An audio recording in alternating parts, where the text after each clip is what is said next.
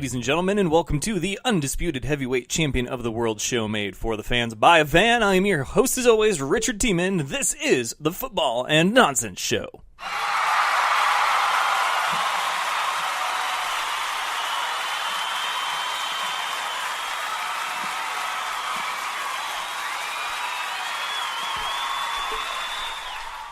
It is Thursday here, which means that this is our last episode of the week, and do we have a good one for you? I say that every episode, and I mean that every episode, because every episode of the F.A.N. Show, I truly try my damnedest, my darndest, my hardest to bring you the best guest or guest lineup that I can 3 days a week. Sometimes, it's not one that I'm personally, proud of, but it's still a great guest nonetheless. It's people that you may not know outside of my own inner circle of friends, but hey, we have a good time here on the F.A.N. Show, and that's all that really anyone, specifically myself, can ever ask for. So it's Thursday, and we've got not one but two special guests for you. Recorded earlier was my one-on-one with Zach Brunner, the founder, CEO, president, vice president, all that good stuff of FlurrySports.org. Good friend of mine. We are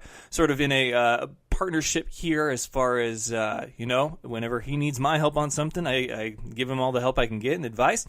And whenever I need his help with something, he's more than happy to, give me his infinite wisdom, loan me a writer or two, or whatever the case may be. We're a tag team, and I'm not sure if we're up at the Usos level just yet, but I think we're right around the Fashion Police. I'd say that's a fair assumption. Tyler Breeze and Brizongo. So it was great to catch up with him. We did find out the results of our season-long friendly wager between him and I in regards to picking each division, its winner, its second, third, and then, of course, its lonely loser. So I had a point system that I went by. I feel like it's a very fair point system. He agreed. He felt that there was nothing wrong with how we tallied up the points. And, man, it was close. And it wasn't so much about the winner for this friendly wager. No, Fan Nation. It was all about the loser. The loser will have to do a video of shame. That's right. A video, however long, we didn't specify, but I'm sure we can hammer out that detail, declaring how awesome the other is and how much we wish that we could be like them. It's not a video that you're really a fan of having to make, but Zach and I are good buds. We're good sports about it, so this is going to be a lot of fun for us. That's going to come up probably second portion of the show. First portion of the show, though, my first guest, he is an IFL legend, Indoor Football League decorated athlete, one of the best. Tyler Knight has announced his official retirement from the indoor game, so I told him I had to have him on to get him to do sort of a fan show farewell, so he's going to be joining me at about a quarter after the hour, so in about 10 minutes here, which means that we've got time to do the what? The headlines.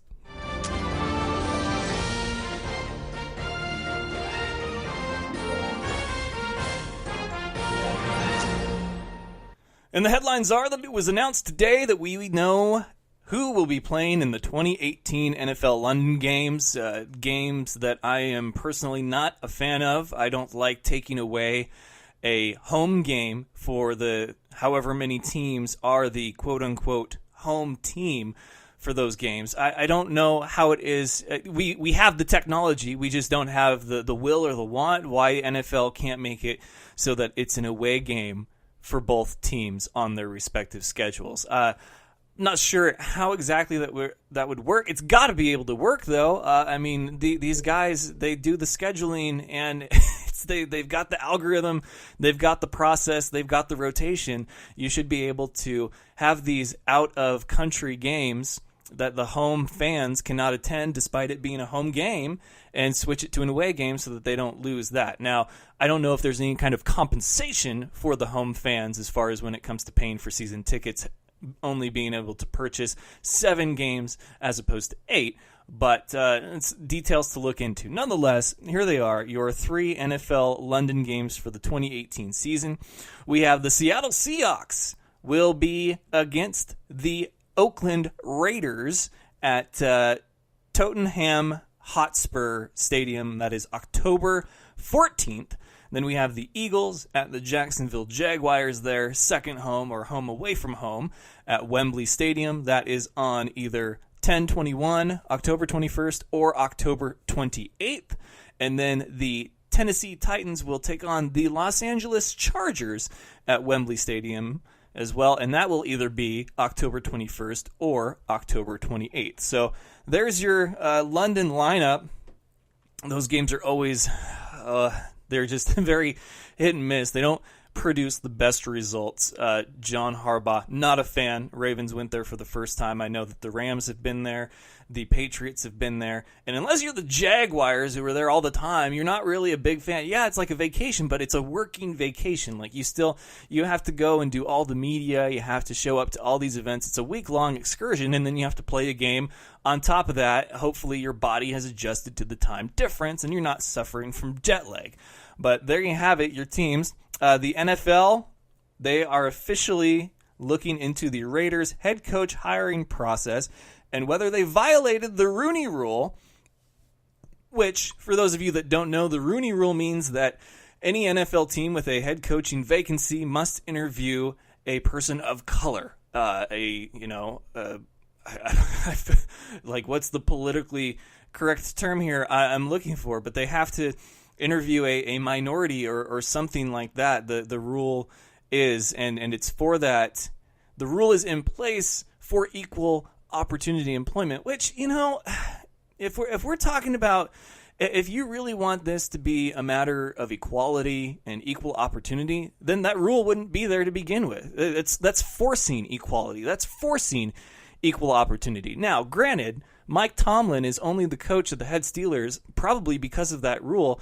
They had no interest in hiring him. He came in, he interviewed, and he knocked it out of the park, and they hired him. Now, I'd say that's more on the Steelers and what their criteria is for what they wanted as a head coach and why they felt that he wasn't the right fit. But these teams, they have in their mind who they want and who the right fit is, and I really doubt that it comes down to color as far as what makes or breaks their decision. Mike Tomlin has been a fantastic coach. Jim Caldwell was a pretty good coach for Detroit. And I just, Vance Joseph, who knows? I don't know what's going to happen with him in Denver, but I just don't think that there's really been enough of a sample size to say that this rule needs to even exist in order to create equality and opportunity. I'll ask Tyler Knight about it. We'll see what he thinks about it. But the Raiders clearly had their agenda set. They saw John Gruden could be obtained, and they went out and they threw $100 million at him, 10-year investment, and they got him. And I don't think there was any interview or any dark horse candidate that could have changed their mind, because Del Rio was there for 3 years, and he was fired after his first losing effort for a season. And I mean, it's like, you're going to have to pretty much be the Green Lantern or something to come in and be like, yeah, I'm the guy that's gonna save the day with my power of positivity and my power ring. And I don't like this rule because I don't think it does what it's supposed to do, because if that was really the case, you wouldn't need a rule. That's just my thinking. Like, whenever laws and rules get changed per something to kind of enforce something, you are forcing what it is that should come naturally. We're people, we fear change, but we need to. It's on us first, folks. It is all on us. We have to be accepting. We have to be understanding. You can't put a rule or a law in place that forces us to be understanding and accepting. We have to do that on our own. And as people, that sometimes is a tall order and tough task, but it is what it is, and that's America. That's 2018. So to have a rule like this, I disagree with it, and I'm sorry. I really hope that doesn't come across as racist, because that's the last thing that I'm trying to portray here. But it's the simple fact that I don't think that a rule should exist to have to force something when these teams, these front offices, they have a list of people that they want.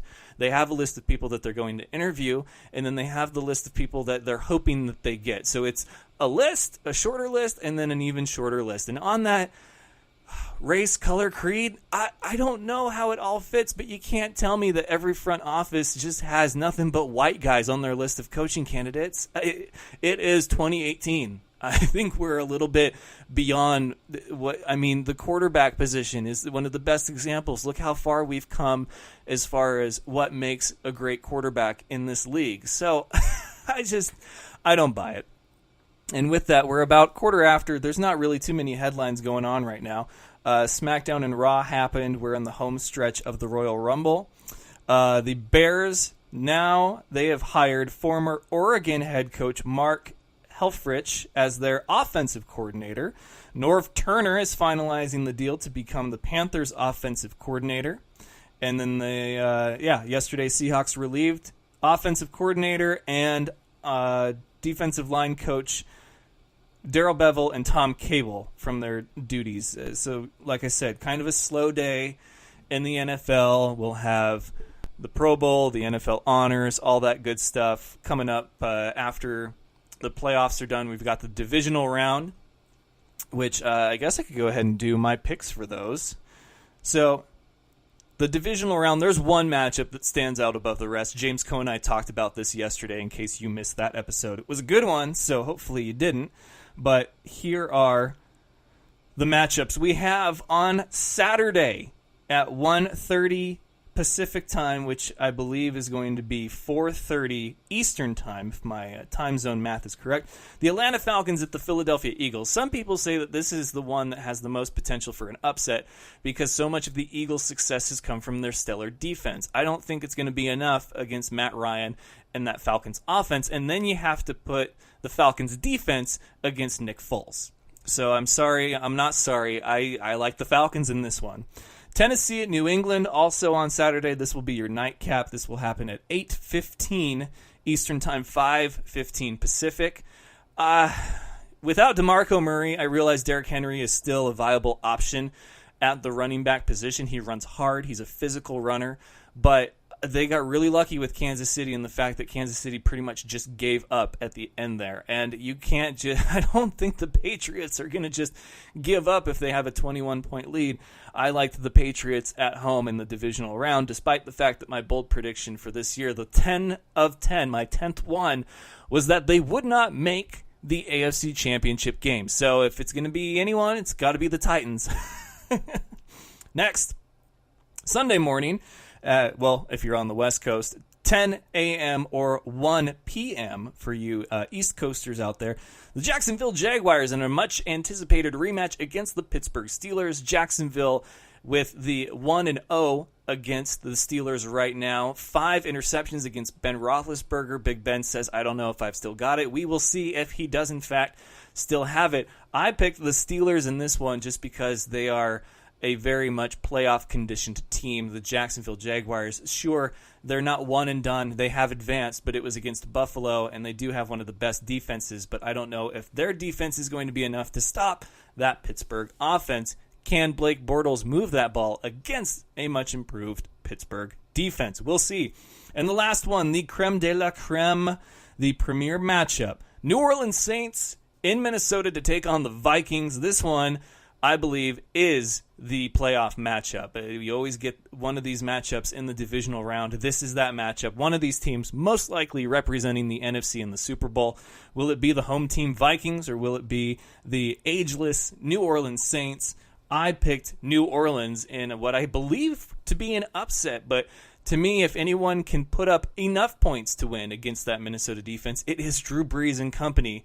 And I think that their defense is going to be just a bit too much for Case Keenum and that fiery offense. But there is an article from my one and only Connor Ferguson, resident Vikings expert. You can check out that article at thefanshow.com, and that will bring us to just past quarter after the hour. I'm going to go ahead and round up my first guest of the evening, Tyler Knight. So don't go anywhere. We've got more of The Fan Show coming up right after this. You're listening to The Fan Show, your home for all things football and nonsense. My special guest tonight, Farouk. Farouk, welcome. He's no expert, but here's the thing. Football and nonsense is what he brings. Sports talk with a twist. It's The Fan Show. Do you know him as Kevin from the League? It is none other than very funny Steve Rannazzisi. 99% of the population doesn't know who I am. but the 1% do, they yell and scream inappropriate things at me in public. Kyle Ray. Kyle, welcome. And I was like, wow, I think we just saw the whole Super Bowl, Phyllis. It's like that scene in The Simpsons, like, why rent the movie? I just saw the best part. Funny man Brad Williams. Yeah, I'm here. No, I flew in just for your podcast. I've heard about this podcast. I've heard it's fantastic. It's Mac and Farva, but they are my special guests tonight. Steve Lemmy, Kevin Heffernan. I was in Mexico for 10 weeks in a Speedo. Like, that was me going to work. I was putting on a Speedo. Farva is the most fun to play, and it was a blast to do that again, to do Farva again. So then the makeup artist had to put Vaseline on your body, right? Yeah. And then put the powdered sugar on top of that. Is your name really Richard Siemens? Listen live every Tuesday, Wednesday, and Thursday night on Spreaker.com, or subscribe to the podcast on iTunes and SoundCloud. All right, ladies and gentlemen, we are back, and joining me, as I mentioned, one of the most decorated players in the indoor game, Tyler Knight. Tyler, welcome back, sir. How you doing? I'm doing good. Happy to be back on the show. Yeah, I wish it was under better circumstances. You were on the show last year. You guys were making one hell of a run to the championship. A season didn't quite end the way that I'm sure that you had it pictured. But, man, you've got some rings, man. I saw the picture again today. You've got some of the best bling that I've seen from a professional athlete. So that's got to make you feel good. Yeah, I mean, it's been great. You know, it's been a great opportunity. Over those years, I've had the opportunity to play with a lot of great people, you know, so I think it's been a great opportunity to just, you know, to be in a great atmosphere with great guys. Yeah, and I remember it was sort of a step-by-step process. I remember that there was the talk, you were contemplating if you were going to come back or not for one more season, just because you knew that the team, well, it seems like Sioux Falls always has the potential to go and win a championship, but you know that with you there and with the coaching staff and the personnel that you guys have as far as the athletes on the field, that you had a legit shot to go back and do it again, maybe get some revenge on Arizona for coming into your house in the championship. But then you said you weren't sure. Then the next step is that you weren't going to play for Sioux Falls. I hit you up and you said, yeah, I'm looking around to see what my options are. And then finally it came out. You said, you know, it's official. I'm stepping away from the indoor game, retiring from football. What happened in between all those steps as far as I'm sure that you had plenty of friends and colleagues, you know, get a hold of you. You maybe got a hold of them. Like, walk me through what kind of process this is and just how difficult or easy it is to finally come to the decision to walk away. Yeah, it was a long process. I did a lot of thinking. You know, I sat down with the team here, of course, and you know, honestly, they wanted to move forward. So with them wanting to move forward, you know, they gave me, you know, several options into what I can do, you know, looking into another team or, you know, even coming back and being a part of possibly, you know, if I wanted to maybe be a part of the staff. So they put all of that into consideration. I did, you know, take the time to reach out to other teams. I mean, I feel like I still could have played one more season, you know, but at the same time, too, you know, to go around, and it's tough, and I commend a lot of guys that go from, you know, team to team, you know, in pursuit of their dreams. But, I mean, my at the point that I'm in my life now, you know, I did reach out to some teams and talk to some teams and things of that nature. But when it all came down to it, you know, I just felt like it would have been, you know, too much for me at the age that I am and with the things that I have going on to just up and move to another city. You know, leave everything that I've, you know, started here. So I thought about it all the way up until, you know, December, around the time of my birthday. And, you know, I didn't want to take anything away from my birthday, honestly. And then I was like, you know, my daughter's probably going to end up moving with me in the fall, you know, and I figured it would just be the perfect time to transition, you know, to a situation to where I can be there for her more, you know, and be able to do more things for her. Because the springs, you know, for the last 7-8 years, you know, you take away the spring, it's a lot of things that I could be doing during that time frame, and I don't take away my playing career, you know, for that as an excuse for taking away that time, but it takes away that time, and you know, now it's to a point to where I can have that time. I may be able to get home more to see her more, and then I can prepare for her. With her coming to move with me in the fall, I can go ahead and start preparing things to be there for her, because she's been around my career, you know, since she was 2. So she's, you know, sacrificed a lot, and now it's time for me, you know, to, you know, reward her for that sacrifice. Because I know it's tough, you know, when your dad's 11.5 hours away, and things of that nature. And the only thing you can do is FaceTime and talk. So I think it's more, when it all came down, the best decision for me, the best decision was for her, was for me to just go ahead and retire.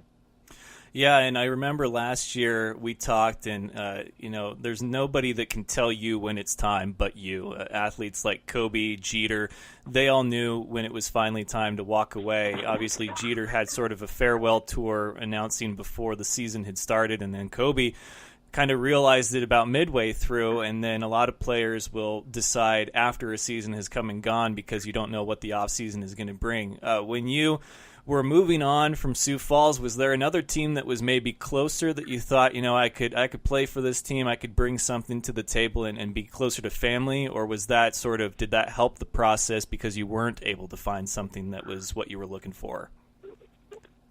Yeah, it really wasn't a team that was really closer that I was looking at. More or less, I was looking at potentially an atmosphere where I could go and play for, people that I know, people that I respected, and that's what my decision would have been based on if I was to play, again. And there were several teams, that I played against, over the years that I reached out to, that I just have good relationships with some of the staff and personnel, and then, some of them reached back out, and, in the end, it just became, I think for me, it became more of a burden for me to continue to go out, and search when I'm really, unsure of what I wanted to do, and if I could be committed to moving everything that I have, or, going out and trying to transfer my job and things of that nature. So it just became, honestly, just too much for me, honestly, to bear. So I just figured the best thing, like I say, at that time, is just for me to go ahead and start preparing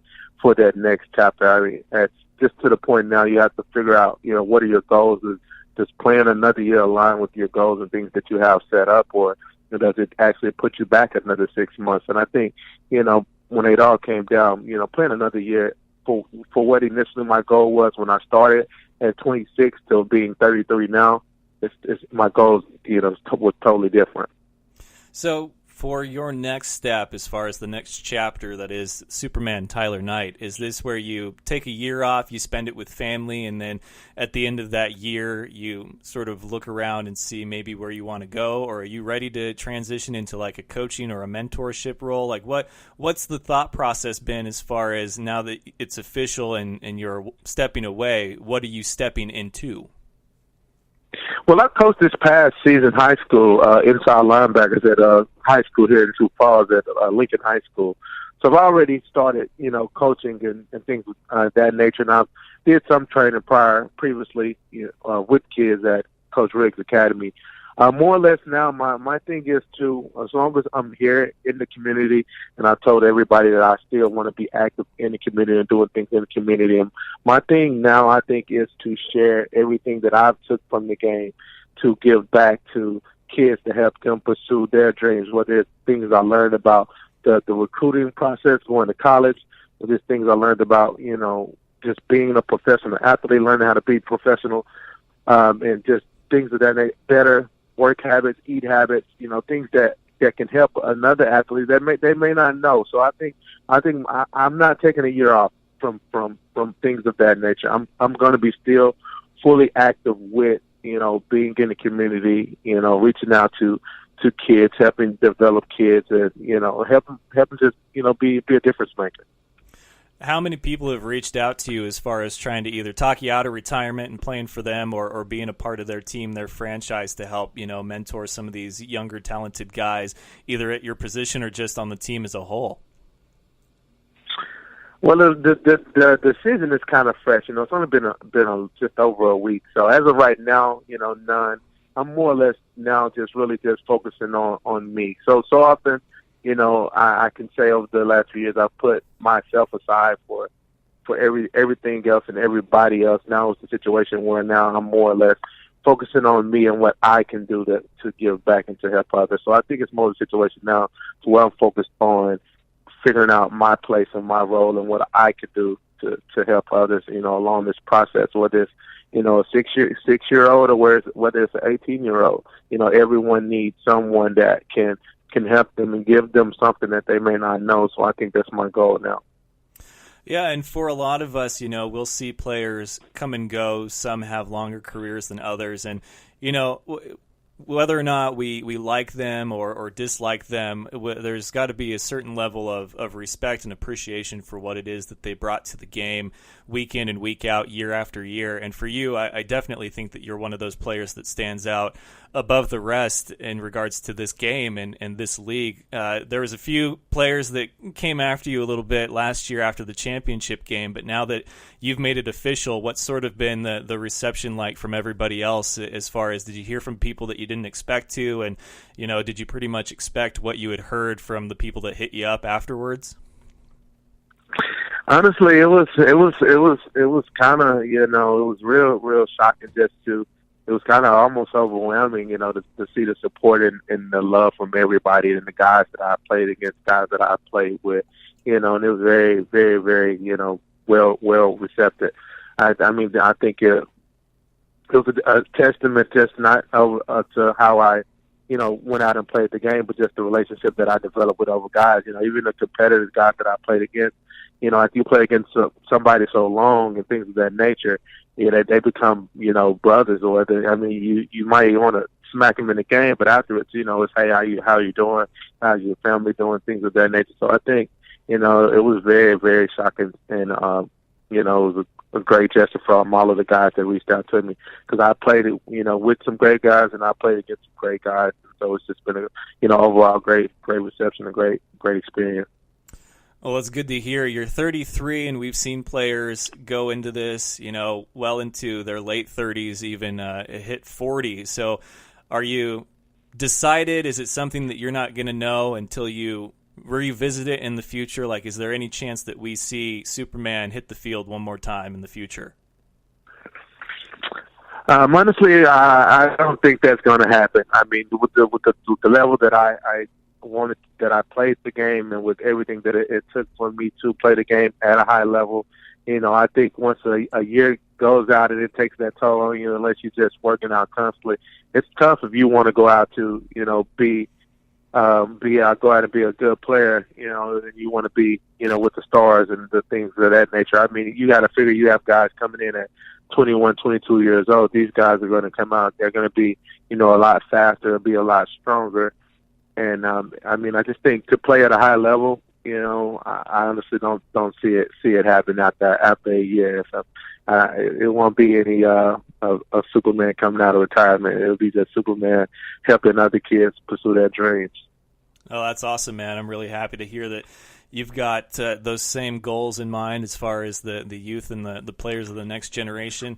Last question for you about the decision and everything that's been going on. Did last year's championship outcome have any bearing whatsoever on the start of the process or your final decision at all? It didn't at all, because honestly, if it was due to last year's outcome, if it was up to me, I would be back this one final season to give it another go. But like I say, things change. You gotta look at it. It's a business. It's anything that you feel that you can do to better the team, better the brand. I mean, you're gonna make that move. You just look at the situation just as James Harrison. Everyone thought he'd be a Steeler for life, and it's just a business thing. They brought him back, and then he ends up with the Patriots. It's just a business thing. So as the team chose to move forward, I just looked at it. I would have loved to come back and compete just as a competitor. You never want to go out with the I would say the bad end of the stick if you go out with a loss. But at the same time too, when I look at it and said and done, since I've been there, out of the 6 seasons that I've been there, every season, we won the championship except for one. So I think, it just goes to a testament to what the things that we've done here, the guys that I played with, the things that I was able to accomplish as an athlete. So I don't think that had anything to do with it, honestly.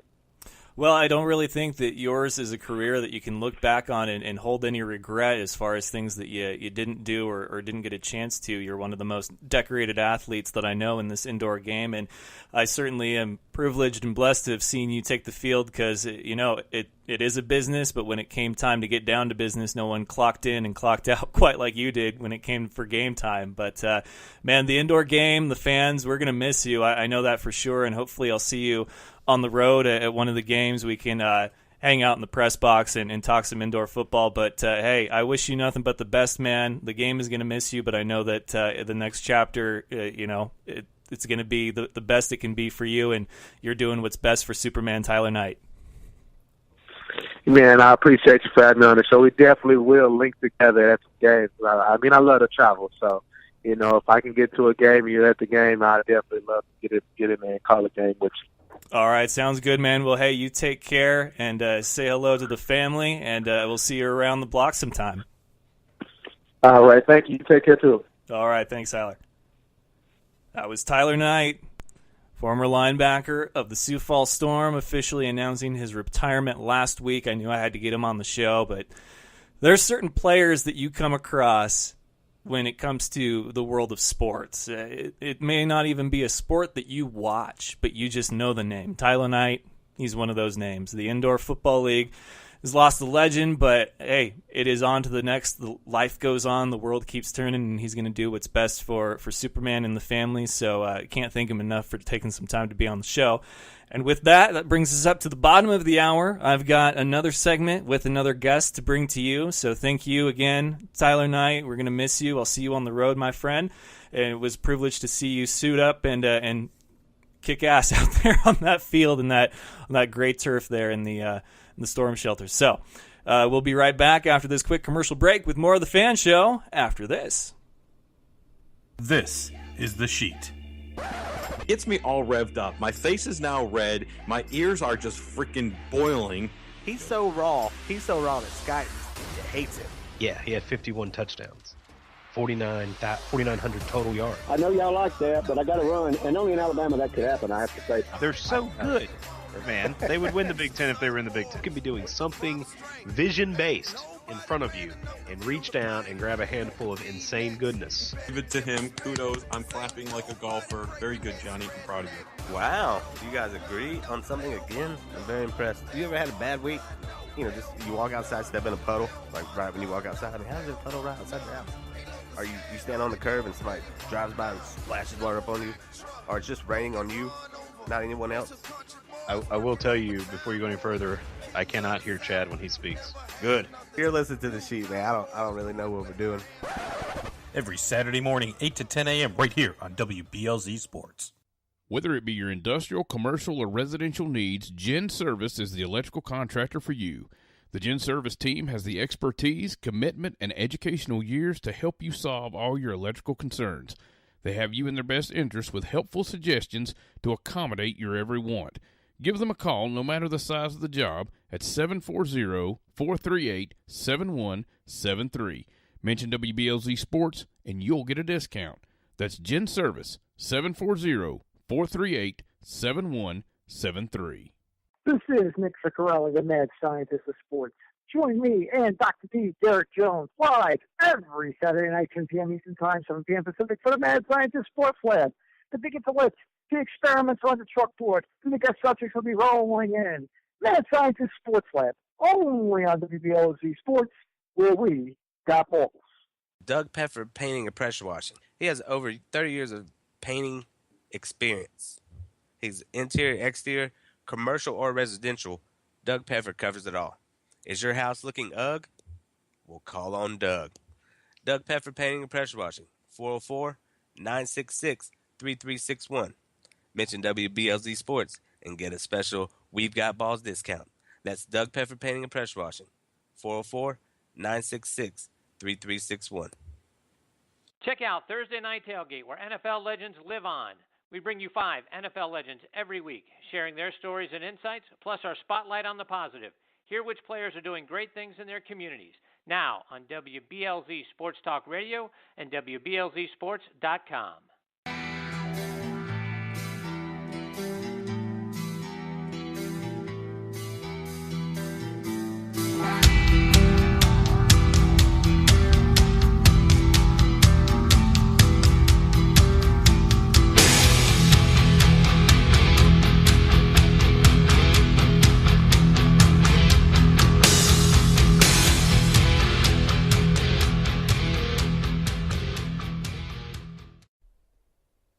right, ladies and gentlemen, you know him, you love him. He is the founder, the director, the creator, the president, vice president, CEO, and all that good stuff of FlurrySports.org. Give it up for Mr. Zach Brunner. Zach, welcome back, sir. How you doing? I'm doing great, man. It's been a while. Glad to be back. Yeah, you're just so busy. You're so popular over there in the world of fantasy. I mean, people might say that you're climbing the pocket, but I don't want to insult you. Oh, no, don't say that. Well, the purpose of this episode and this segment is because you and I had a season-long friendly wager. We were picking divisions to see who could get the more accurate final standings for all 8 divisions. It was not easy. We had, 4 episodes where we went over the East for both, the West, the South, and the North. And then we looked at the schedule. We saw what we thought was going to be a win and a loss. And then, of course, we said, let loose. And the season was underway. And we checked in about midway through the season. And we're like, man, we're doing bad. Yeah, man. Injuries took over. It was a brutal year. It really, it was. Because you and I, we thought that we had a couple of divisions just on lock. I mean, the NFC North, we thought was just going to be, because we both agreed, we were like, yeah, this one's pretty much done for.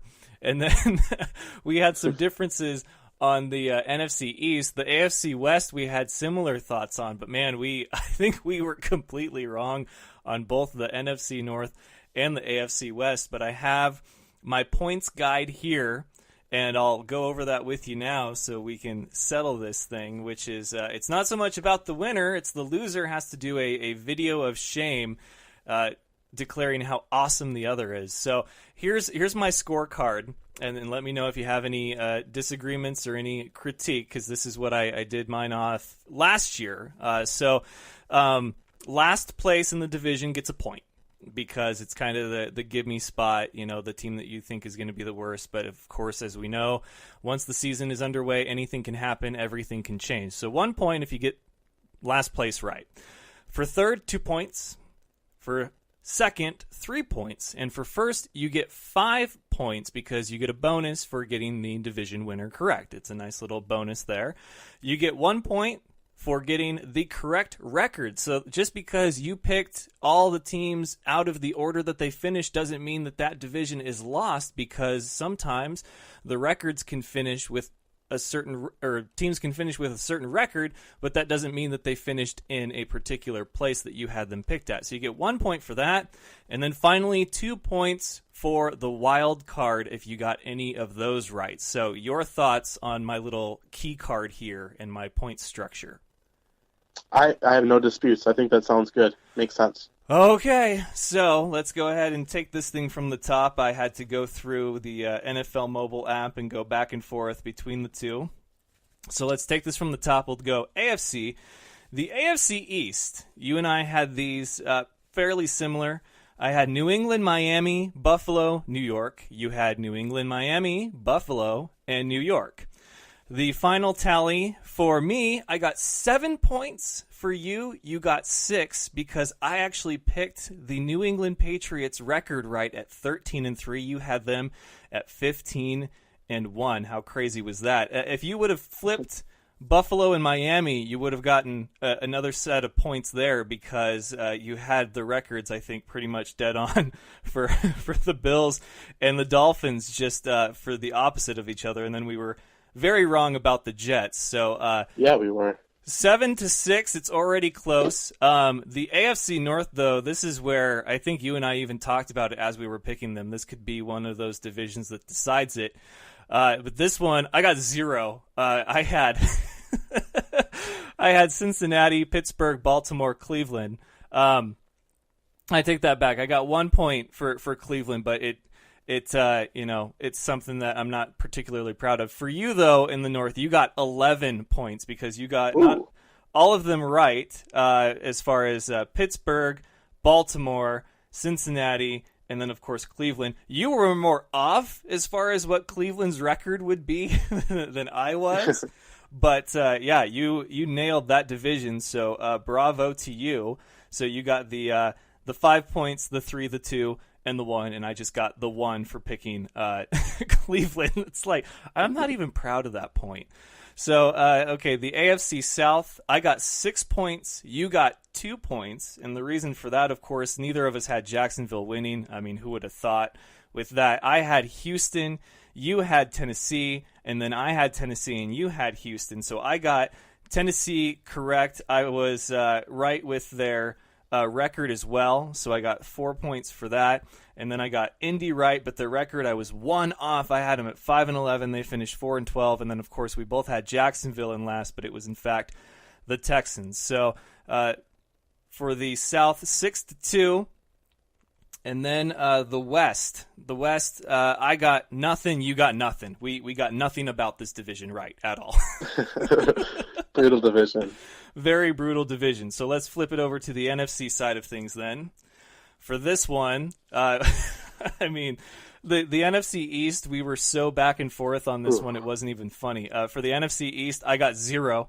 I had, let's see here, I had Washington 9-7, New York 7-9, Philly 7-9, Dallas 5-11. None of that was correct, except for there was a 9-7 and a 7-9 record in this division, but I missed both, so I was a little upset about that. You had New York, Philly, Dallas, and Washington. You had 2 squads at 8-8, which I thought for sure you would have gotten one of those right, but no, it was 9-7, 7-9 for those 2 teams, and so you got 0 points for the West as well, or I'm sorry, for the East as well. Now for the NFC North, this one. Oh, man. This one was bad. You and I both had Green Bay at the top, obviously. That was not the case. It was the Vikings 13-3, so we missed on first place. We both got 3 points, though, for Detroit. Detroit finished 9-7. I had them at 10-6. You had them at 9-7, so you got the bonus point for getting the record correct. Third place, Green Bay. Who would have thought? We had Minnesota in that spot. And then last place, Chicago, so we each got a point for that. You got another bonus point for this division, though, by picking that record correct at 5-11. So the North for me, I got 4. The North for you, you got 6.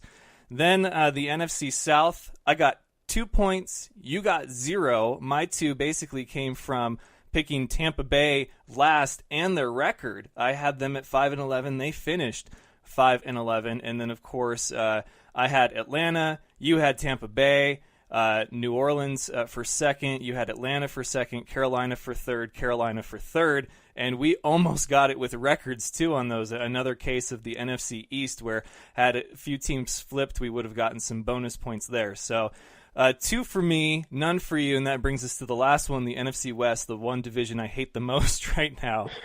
I got 4 points. You got 1.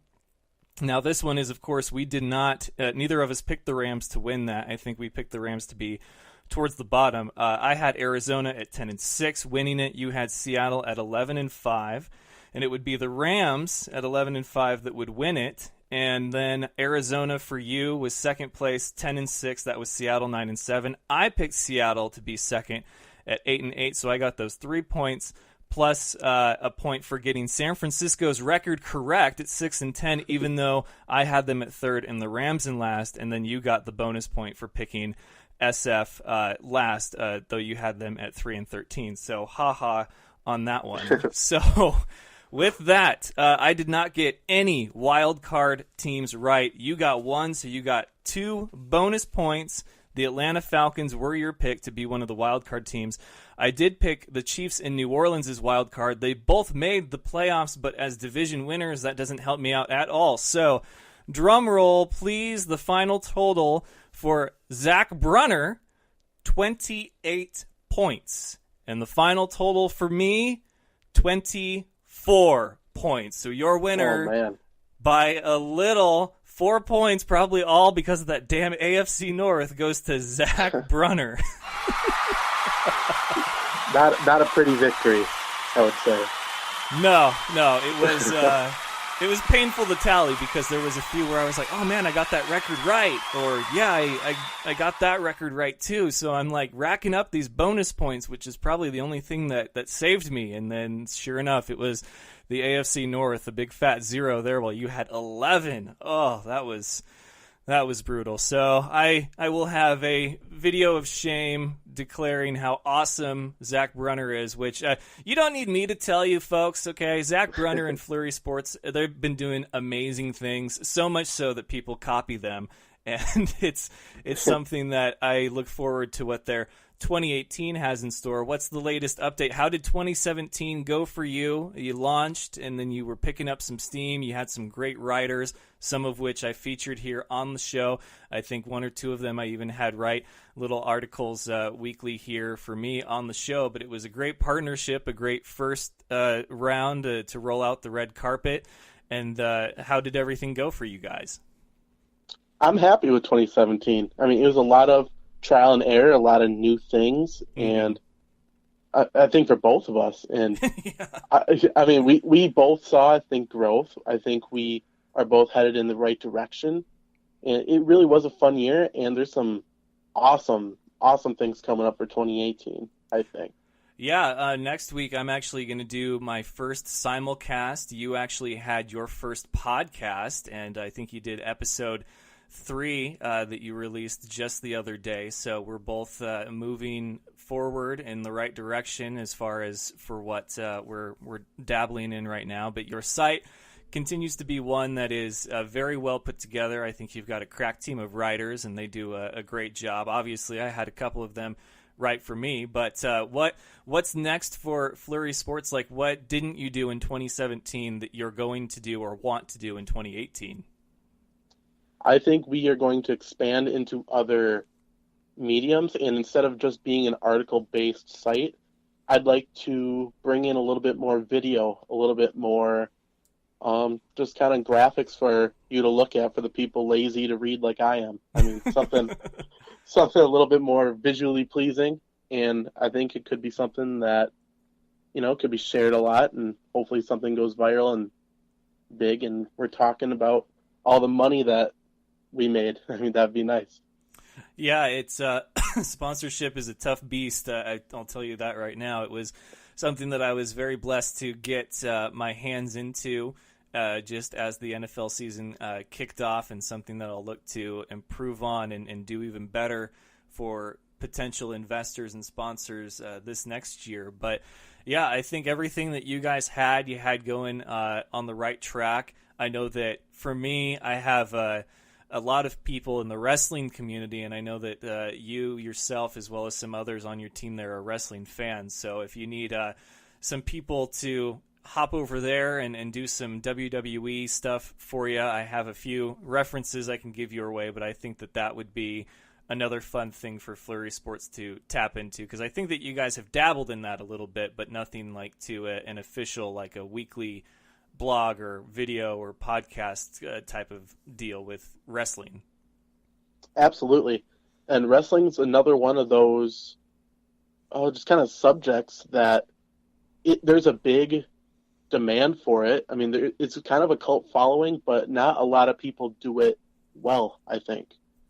Yeah, so, I agree with that one, because the people that I follow, I feel, are the ones that are they're passionate about it, but they're also level-headed about it. I would say the best way to describe it is that I am a football and wrestling fan, but I'm a football enthusiast, meaning that I want what's best for the league and for the players. In other words, I harp on officiating in Thursday Night Football so much, not because I'm a critic that has to nitpick everything about something that I like, but it's because I love what it is, and I want it to be the best it can be, and I feel like officiating and things like London games and Thursday night games get in the way of it. Where with WWE, I am a wrestling critic. I will be right up front and say that. I will watch it. I will try to get excited about it, but then there's things that, because I've watched it for so long and I kind of know how the system of storylines works, I will start to get nitpicky, and I've caught myself doing that several times. What I always look for is for wrestling to get me genuinely excited about something again, and we have the Royal Rumble coming up. But yeah, it's a tough beast to tackle, but I do respect a lot of the guys that I follow and read their thoughts on, because they're kind of that enthusiast mindset like I am about football. So I'm not going to hear, 60% negative, 40% positive. They usually try to keep it 50-50, and that's what I like. That makes sense. Yeah, I would agree with that. Those are the kind of people I've been trying to explore wrestling, like other mediums that people are talking about it, because I grew up watching wrestling, but I haven't really thought about the business side as much until recently, and I've been really enjoying reading about that. Yeah, and of course now with the NFL season just a few weeks away from wrapping up completely. Of course, we did have the regular season wrap up. We've had some coaching vacancies filled, and then some others are the hot topic of conversation right now. And then the playoff race and who will be in Super Bowl 52. But now that we've got hockey season is in probably its peak, as well as the NBA season is going to pick up here, you guys have your hands full as far as everything and everyone that you need to have a nice and happy NFL offseason, because I know that for you and me, that's kind of our bread and butter when it comes to a calendar year.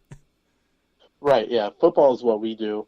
I'm always looking to add more content producers for the site in other areas. I think college sports is one of the bigger areas that I'm looking to bring more people on, just because usually with college, you're really enthusiastic about a team or a conference. So I have a lot of people for SEC. I have some people for Big Ten, but I'm always looking for more opinions and more thoughts on maybe the lesser known teams too. It doesn't even need to be D1.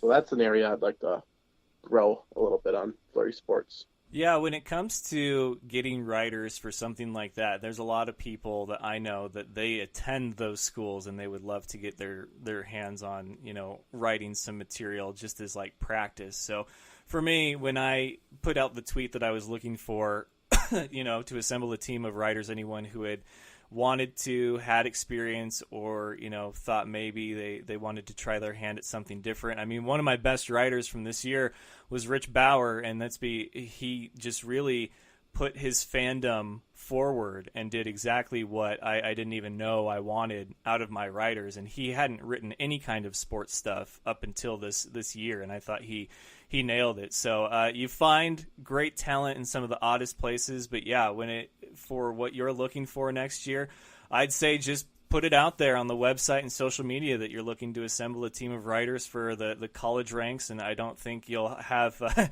any trouble finding young and hungry writers to write about either a school that they're a big fan of or a school that they're attending. NFL and other pro sports, it's probably a bit different and more difficult, but everybody, they love their alma mater, and they'll let you know about that every week.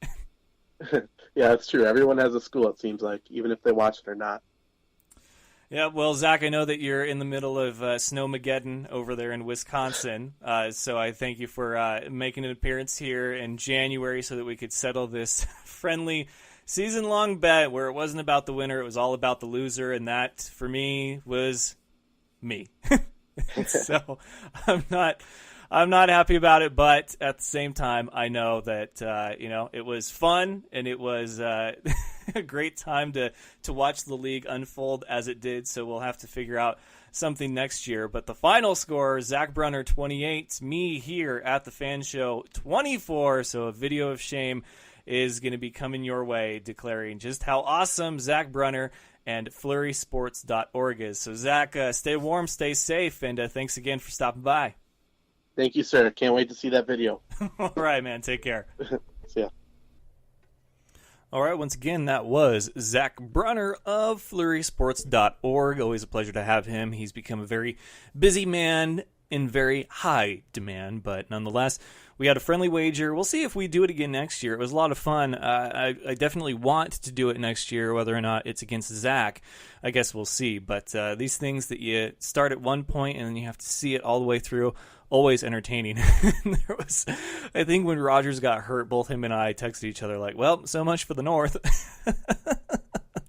So it was a lot of fun. But the Vikings, hey, they earned that very well. So your final score, once again, Zach Brunner 28, me here at the Fan Show 24. So a video of shame coming your way probably later on tonight. But that is going to do it for this episode this week on The Fan Show. Don't forget that you can subscribe and listen to any of this episode or any past episode that you may have missed. Get caught up on all the latest in podcast form by subscribing on either iTunes, SoundCloud, or iHeartRadio. You can catch replays of the show in their entirety on WBLZ Sports. Either download the app or check out the website, WBLZsports.com. And then, of course, Spreaker.com, where I broadcast to you live from, has the episode archive as well, so you can always go and listen to another form of podcast on Spreaker.com/user/The Fan Show. And then, of course, your home base for all things football and nonsense is thefanshow.com. That is where you can listen live every Tuesday, Wednesday, and Thursday night at 7 Eastern, 4 Pacific, or, unless otherwise specified for special occasions, such as next week, Tuesday, 7 p.m. Pacific Time, 10 p.m. Eastern, the Fan Show's first ever live simulcast. You'll be able to hear me and see me. I don't know how I feel about that, but we're going to do it. My special guests, we're going to do a Turn the Table style broadcast with Elephant Gun Riot. I'm going to host the first half of the show and ask them the questions, and then they're going to flip the script and host the second half and ask me the questions. You guys will be able to tune in and follow along, ask any questions that you might have. So make sure that you're following me on Twitter at FanShowOfficial, liked the page at Facebook.com/FanShowOfficial, and then, of course, the Instagram and Snapchat both are The Fan Show, and then I always have links up for Elephant Gun Riot, and you can find them on all the major social media as well. So that's what the first part of next week has in store. I do have some other great guests lined up for the rest of the week. It is 2018. It is midway through January, just about, and that'll be Monday next week will be the midway point. Got a lot of exciting stuff. We are up and running, off and rolling. So until next time, ladies and gentlemen, best of luck to you and yours. Go Niners, and remember, it's all fun and games until you butt fumble. Good night, folks. Do you remember the time that Mark Sanchez ran into his own player's blood? That was funny sports. Thank you for having me on the show, man. I love the Fan Show.